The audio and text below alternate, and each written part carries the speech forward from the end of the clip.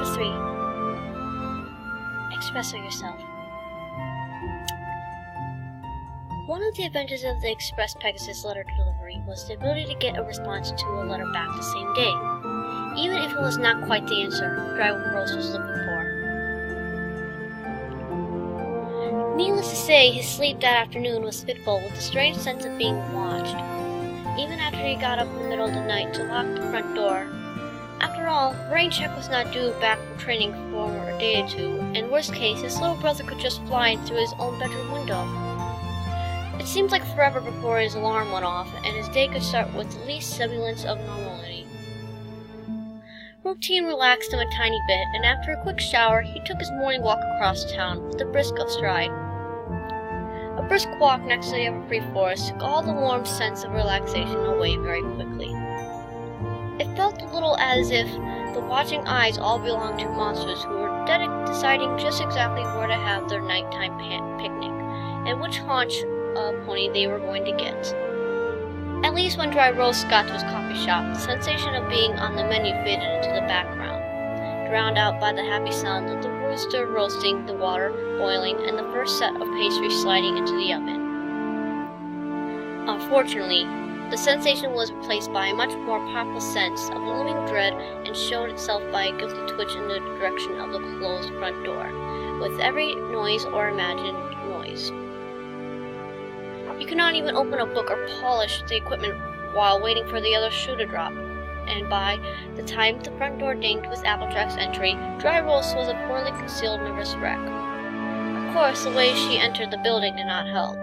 The door only cracked open far enough for the bell to quietly ding before Applejack poked her nose in the narrow opening with her hat held over her eyes, as if to prevent seeing some indiscreet princess on park collector pony action. "Psst!" she hissed. "You alone, Dry?"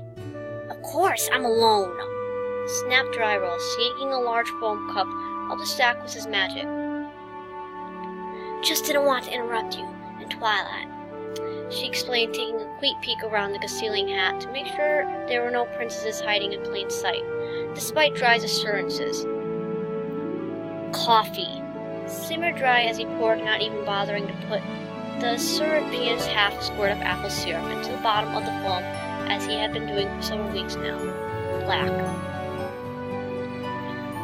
"Thought I might try something a little different today." The apple farmer fritted much like a foal who needed to use the bathroom before something terrible happened. She looked around up at the menu and over the equipment, never once meeting Dry Rose's irritated gaze. "Like the one of the Prince coffee you done made for twilight?" Dry Rose sat the brimming cup of black coffee on the counter and put the lid on it while trying to control his temper. "AJ, why are you doing this? You aren't any good at lying." Applejack let out a breath in a huff and grabbed the coffee, sitting right down on the floor and poking in the little plastic cutout so she could blow on the contents to dry them rather than talk. In contrast, Dry Rose simply stood behind the counter and glared, fully aware that Applejack was not about to leave without paying for her purchase. The standoff lasted far longer than he expected, until Applejack's patience broke like a dry twig. "Dang nabbit, Dry! This has all got me twisted up inside. If you've been sneaking around with Twilight, it's not too bad thing, since you seem to be an alright colt, and all that particularly with checking that Rarity done did on. Never mind. Anyhow, Twilight's a grown princess now, and if she wants to see you, that's alright with me. But the two of you sneaking around in the dark like this ain't right." "We're not sneaking." The bell above the door rang again, and Dry nearly jumped out of his shoes, hyperventilating until he managed to look at his new non-royal customer. "Rarity, thank heavens." Applejack scrambled to her throat, still holding on to her untasted coffee. "Hi, Rares. Dry and I was just talking about Twi." Rarity, who was completely done up without a hair out of place, raised one perfect eyebrow. "Really?" She glided to the counter, put in her normal order for a half-sweet white matcha frappuccino, and placed a small pile of bits in front of her while Dry Rose worked the coffee equipment. "Mr. Roast," she stated in an apologetic tone, "I'd like to beg your forgiveness for insinuating that you were engaged in some sort of illicit romantic relationship with my friend, Princess Twilight."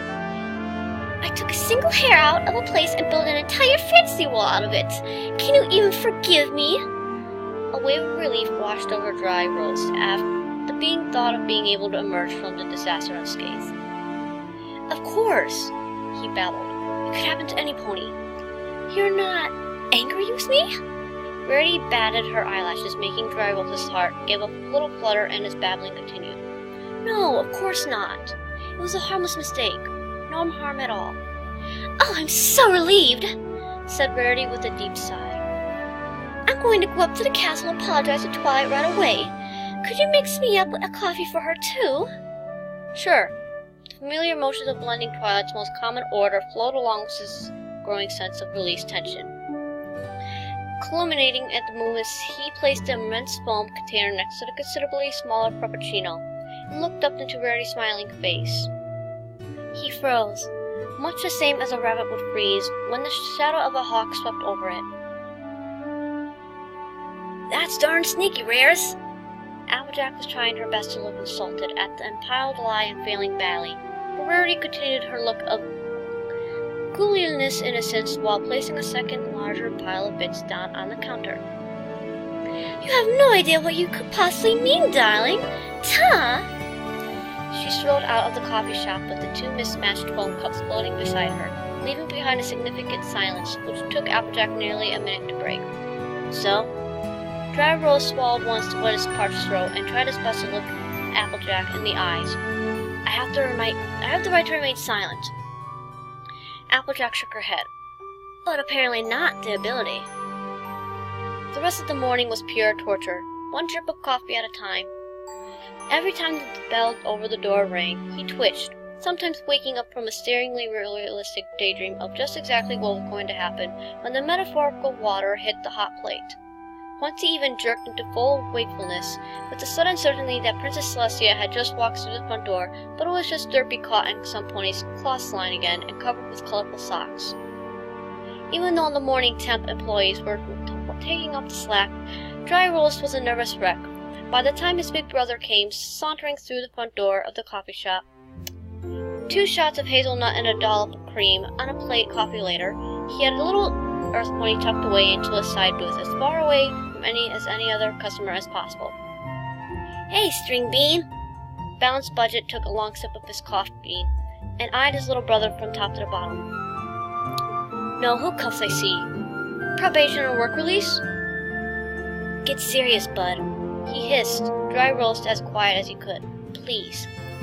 The guileless expression of the undersized Earth pony only made his older brother look more like an innocent little teenager than ever. Over the years, it had led more to a few attempts by larger ponies to take advantage of his supposed naivety while getting properly fleeced in return. Some had even thanked him for the lesson later. Now that he was a lawyer, they paid him all the nose for the privilege. I'm always serious, protested Balanced Budget with one hoof held across his chest. You put a frog down the back of your wife's dress during your weddings, countered Dry Roast. She was being too serious. Balanced Budget pushed his coffee to one side and leaned against the forelegs against the table, much like a little colt who needed a booster seat to bring him up higher. Now tell me what's up or I'll go get a frog. Just what I told you in the letter. Dry Roast took a deep breath, feeling oddly comforted by his older brother's presence, even though he was only half his size. I think I'm going to be arrested for assault. I don't know. The carefree smile vanished from Bud's face. You are serious. I thought this was some way of telling me you were getting married. No! Yelped Dry Roast with a panicked look around the coffee shop. Lowering his voice again, he added, Heavens, I hope not. I'm in danger of being accused of assault, and I need a lawyer. You! Bud frowned. Look, I'm a financial specialist. There's gotta be a better criminal lawyer to represent you around town somewhere. Ponyville is a very small town. It has one legal representative other than Princess Twilight. Great. Balanced Budget cheered up. She's a princess. She's perfect for your defense juries. Love a princess. No, hissed Dry Roast again. Are you crazy? Bud shrugged. Well, use the other pony then. Dry Roast closed his eyes and took a breath to calm down. Jailbird is currently serving a sentence in the Ponyville jail. He gets out every day on work release, but I'm not sure I want him as a lawyer. He likes it in jail. Dry paused for a moment to think. Besides, I'm not even sure he even pressed the bar. Oh, well, the victim swore out his statement as to. Bud stopped as if a critical flaw in plan had become obvious. Wait a second. What did you actually do anyway? Dry Rose cringed, looking all around the coffee shop to make sure he was not being eavesdropped on. He lowered his voice to a bare whisper and leaned close to his big brother. Kissing. Kissing? Yes. Bud waited for a short period before asking. And that's all? Dry Rose lowered his head until he could touch the table with his horn. Yes. There was a quiet slur while Balanced Budget took a drink of his coffee. So, you kissed this mare. Actually, she kissed me. Really? There was a note of unwelcome levity in Bud's voice, making Dry Rose gave him a suspicious glare from his position on the table, and glare even harder when asked. How many times? Several times. Dry searched his brain for a number that would not sound guilty by association, and finally admitted, I lost count. Balanced Budget took another much longer drink of coffee. So, this mare. It was a mare, right? At Dry Rose's acided glare, he continued. So this mare actually kissed my little brother. Repeatedly. Any other signs of insanity we could use in the trial? She's not crazy, said Dry, even when thinking of several incidents around town that might consider that assertion. She's focused. Really focused. And she focused on you. Bud shook his head. That's as far as we went through, right? Dry nodded. Good, murmured Bud. So when did this happen? A couple of times this month. 4 times in the month before that. About 18 or 19 before that, but it was fairly stressful months, I suppose. Skipped most of the months before that except for weekends, and... Okay. Bud waved a hoof and frowned. Slow down, Casanova. When did the smooching start? The kissing? A little over a year ago, but she's been coming over by the coffee shop for over 2 years now. It's been getting more intense lately, I suppose. Practice, I guess. And, other things. Added Dry, trying not to mention Tyrek and the giant crater outside the town that had been dubbed Lake.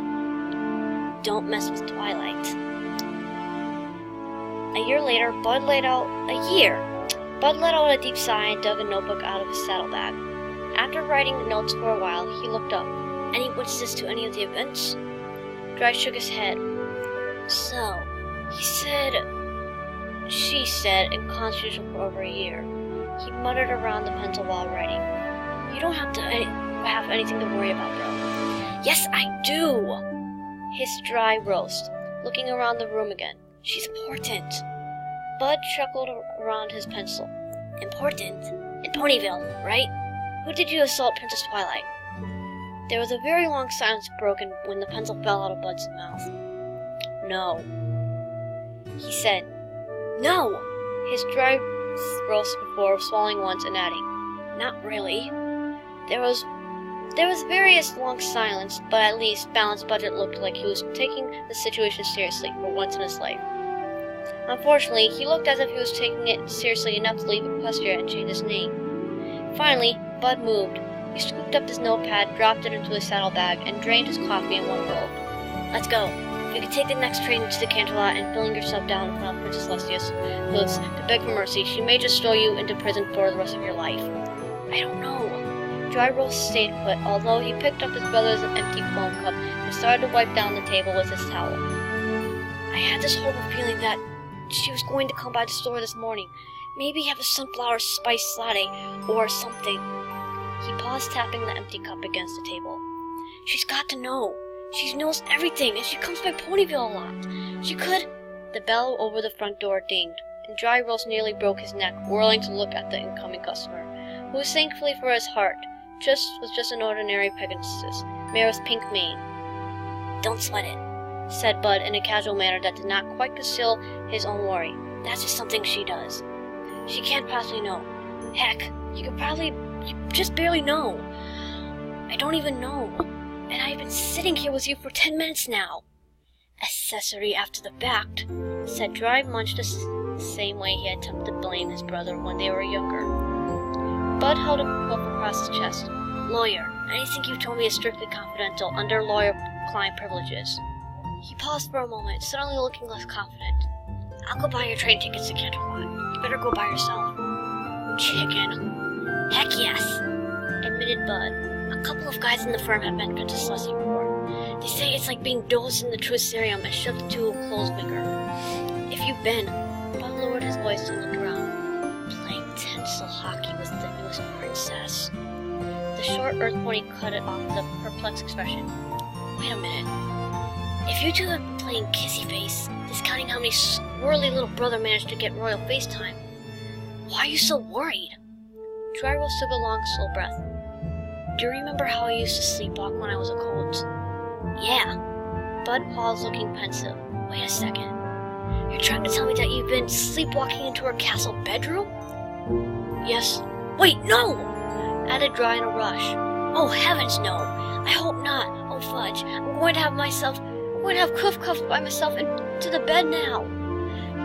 Patient as ever, Bud waited until his little brother ran out of the street. So, you expect me to believe Princess Twilight Sparkle sleepwalks into your store? Dryrose nodded. Kisses you. Dry nodded again, only slower, and added, sometimes. And only kisses you. Clarified, balanced budget. Absolutely, said Dry. No more, nothing else. Nothing, other than coffee. And she doesn't remember? It was an important point, and although the possibility existed, it seemed highly unlikely, particularly after Twilight Sparkle's visit to the coffee shop yesterday. I don't think she does, he hedged. It took a while for Bud to think, but in the end, he gave a reassuring nod. Okay, if that's what you said is true, even though it sounds impossibly legally, you're fine. A wave of stress flowed off Dryrose's shoulders, and he gave out of relief. Whew. And royally screwed, continued Bud. What? Do I need to write you a brief? Remember when you were sleepwalking as a colt? Something inside your pea-like brain wanted to go out and play in the sandbox. I caught you a few times wandering around the house.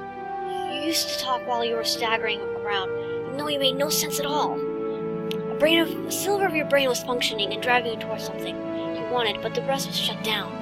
If Princess Twilight is staggering into your store to kiss you, she also buys coffee during every trip, added Dryrose quickly. Always, every time. Okay, to buy coffee and kiss you. Something in her brain wants both of those things. She always buys coffee, repeated Dry in an attempt to drive away unwelcome thoughts of prison and chains. The kiss is optional. He paused, counting in his head. Until lately. Another pause to consider the words he had added. So her brain wants me. Bud settled back down into his chair and shook his head. 10,000 eligible mares in the world, all of them smarter than my brother, but one of them smarter than him. Even when she's asleep. Look, there are 4 adult alicorns in the world. 1 is taken. 2 to have the lives of monks, and Twilight Sparkle. The application line even to date her stretches around the block, and rumor has it Celestia has a golden stamp labeled. Not nearly good enough. To hammer down on the application or applicant who comes into the castle. Princess Celestia loves her like a daughter. Princess Luna was saved in Nightmare Moon by her. Princess Kazan used to filly-sit her for crying out loud. Not to mention her overprotective big brother. Any pony with a male chromosome who even talks to her gets a little visit from the royal guard to check out their background and any paid tax bills they might have. You know this how? Asked Dry. The list seemed far longer than the one he had developed in his own mind, and a little more specific than expected. Bud shrugged again. Remember, the junior partner in my firm I told you about, the real stallion about town? Guess who thought he would send a dating application on with a whim? Got the whole firm audited, spent 2 weeks talking to royal guards, and that's not counting the physical exam. A complete physical exam. Bud rubbed his poreless forehead. The smartest thing he could do right now is to march right up to Princess Twilight Sparkle's castle and confess. No, scratch that idea. The whole town would see you and might get ideas. The whole town knows already. Courtesy of Pinkie Pie. Drywall licked his lips and chose his words with care. What I really need is a messenger, some sort of like a lawyer. Oh no. Bud recoiled and eyed the door as if he would have fled, not from his larger little brother in ways. I diapered your buns when you were little, and I'm not picking up your poop anymore. As much as Dry did not want to admit it, his big brother had a point. How about if I send you as a messenger to get a messenger? Let me get this straight, said Rarity. She was sitting at the same back table of the coffee house with Dry and Bud, now that the lunch rush was in full swing, and the temp staff was busy enough not to pay them any attention. But Rarity did not look as pleased as Dry expected. My friend has been sleepwalking. Yes, admitted Dry Rose. To your store? Yes. And ordering coffee in her sleep? Yes. And engaging in affectionate actions afterward? Dry Rose shuffled uncomfortably. Occasionally, in the resulting silence, he fidgeted some more before adding, Yes, but just kissing, that's all. Rarity leaned forward until their horns nearly touched. Her brilliant blue eyes seemed to pin him to the chair. And you didn't tell me? Yes, what? Using one hook to flick a curl of her mane back, Rarity rolled her eyes. Yesterday I went to Twilight's castle and had the most awkward meeting of my life with my best friend, where I knew about her love affair with a handsome young colt, and proceeded to attempt to wheedle out of the naughty details of an affair she doesn't even know about. The perfect coiled unicorn huffed in exaggerated aggravation. Now you expect me to go back after I've embarrassed myself far more than any time in my life and tell her that she doesn't remember her torrid affair because she's been sleepwalking? It seemed to be a question which really demanded an answer, so Dry hesitantly put forward, Yes? Rarity leaned forward again with a cruel spark in her eyes that he did not like, and freely breathed her next words. You owe me. Dry swallowed. If you could get me out of this without me getting hung up by my unmentionables, I'll buy your coffee every single morning for the rest of your life. The mischievous sparkle in her eyes flattened to a dry glare. Unmentionables? Dry's impending panic was calmed by the smoothing voice of his big brother stepping in. Young ladies, I would like to extend an apology on behalf of my client and the little brother. He's an idiot. Dry nodded. After a long evaluating pause, Rarity shook her head. No, I'm not going to do it. What? Wheezed Dry through a suddenly dry throat. You dug this hole yourself, so you're going to have to get out of it by yourself. Rarity ended her pronouncement with a sharp downward jab of her horn. But you just said... Never mind what I said before. Rarity straightened up in an attempt to look down her nose at Dry Rose, which did not work very well since he was still taller than she was. I shall convince my good friend to visit your establishment this afternoon and sit right where we are now, but you owe a full explanation to her from your own lips. She smirked. Who knows? Maybe she'll want to try them out when she's awake.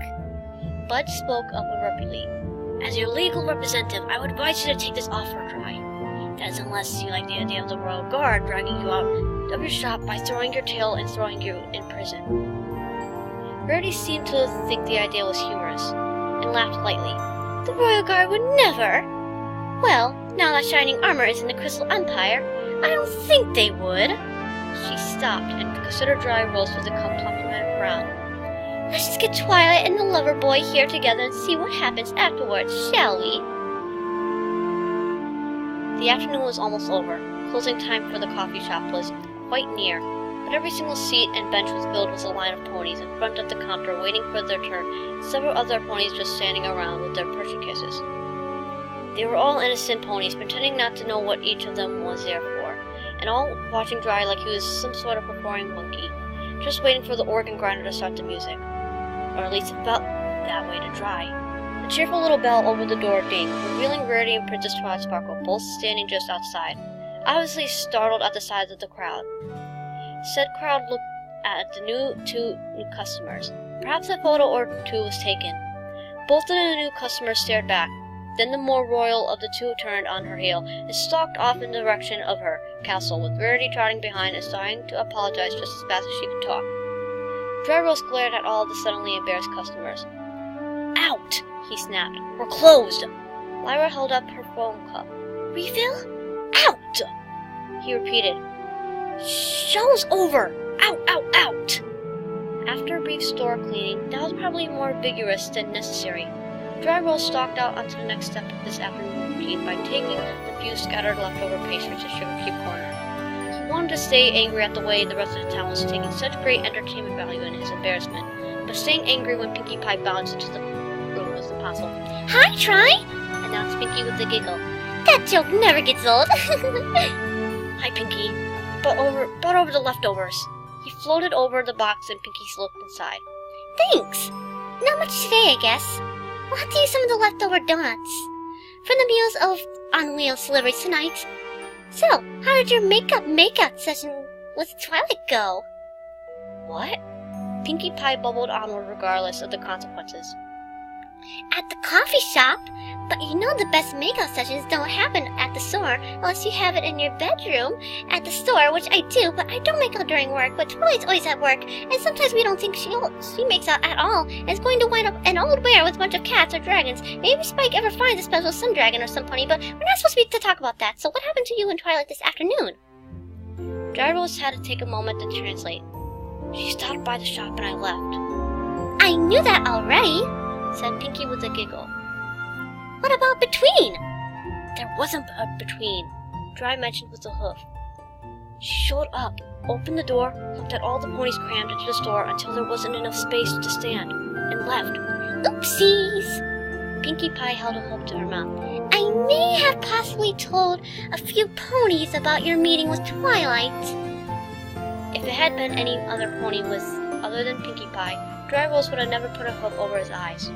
Still did not help as much as if he thought it would. How many ponies in Ponyville did you not tell about our meeting this afternoon, Pinkie? That's easy, bubbled Pinkie. There's... She paused and looked up at the ceiling. You!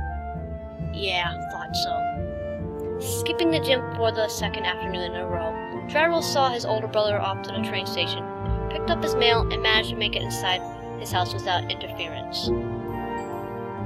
Skipping the gym for the second afternoon in a row, Dryrose saw his older brother off to the train station, picked up his mail, and managed to make it inside the house without interference, and after due consideration locked the door.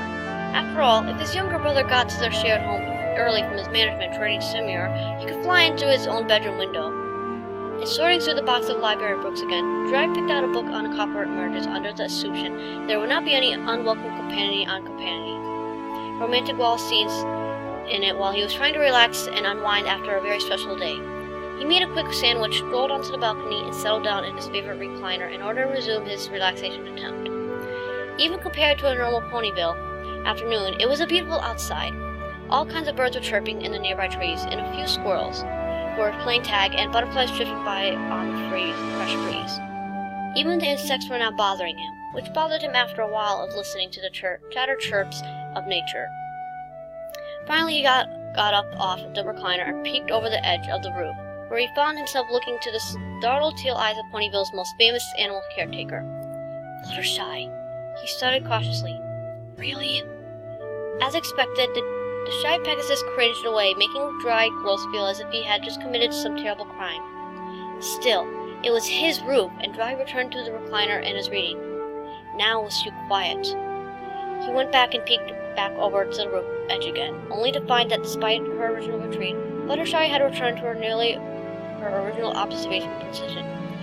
I'm sorry for shouting at you, said Dryrose, and as just a polite tone as he could muster.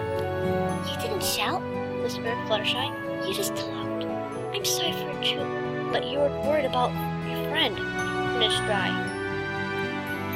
Yes, I know. I've heard it before. He suddenly perked up, the seeing of a light at the end of the tunnel. I knew what I could do to help. I need to talk to Twilight somewhere. The rest of the town. Won't see. How about if I go to your house? No. Fluttershy fidgeted, but looked very sincere despite a growing blush. I can't have you out to my house because if you're Twilight's cold friend, that could consider be naughty. After due to consideration on how deep a hole he could get into, every critter in Ponyville thought he was doing something bad to Fluttershy. He hesitantly asked, Is there anywhere else I could go to meet with her on neutral ground? Me and my big mouth! Drywall slipped down at the dark path leading to the Everfree forest. Considered how much he really wanted to have a meeting with the Princess Twilight, Sparkle to get the situation under control before his eyes traveled unconsciously to the side, looking up to the towering slopes of Mount Cantor and the shining city where Princess Celestia ruled over all of Equestria, including the small little shop owners who might possibly cause her former student any mental grief. He walked forward down the dark trail and on the way to Zecora's house. Alright, time for author's note, guys. On text comments about a lack of coffee driving. Twilight mad. Decaf! Twilight sipped from her cup. I could do this. I'm strong. I've lasted this before. Twilight! Spike scowled and picked up his grocery bag. It's only been 2 minutes. I'll go down to the store and I'll be right back. On cats. Hey, there's an idea for the royal guard. Yeah, you could be like some old lady sitting in the front of the fireplace while petting her cats. Quest to Canterlot. Celestia sitting in the front of the fireplace stroking the guard's mane. Ma'am? Princess, excuse me? I could see a try breaking to the song. Oh my god. On this statutory section where Dry picks a business book to read, so there is companion romantic scenes. Tech. Depends do managers count on the romantic in the business world? Me. So tempted. Okay, we do it. Tech. Yes, not first or last. I expect to see that. I love playing the little devil on your little shoulder. Irrespective. So is this a peaceful battle or a hostile takeover? Depends on how you like it. Scene cut. And that day you came into existence, my little conglomerate. Alright guys, hope you guys enjoyed this reading. Now, before you guys all get so confused right now, I have about 30% of battery and I can't do crap right now, so I clearly can't do any more right now, so, you know, I think it's best if we, yeah. But, anywho. Yeah. This story was a little longer than I expected, and I actually could tell that I was starting to get a little better at the reading, yes, but still. But, even after that, still,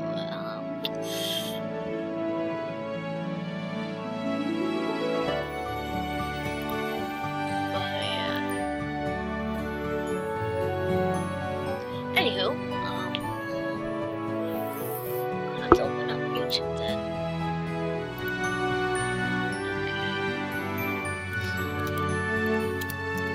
Okay. So, basically, I hope you guys, our warriors and ponies, enjoyed this little reading I did.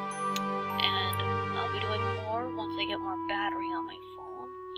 And once I can actually get myself cleared out with the scripts and stuff. And yeah. Anywho, like, comment, subscribe to join the clan, and become a warrior today.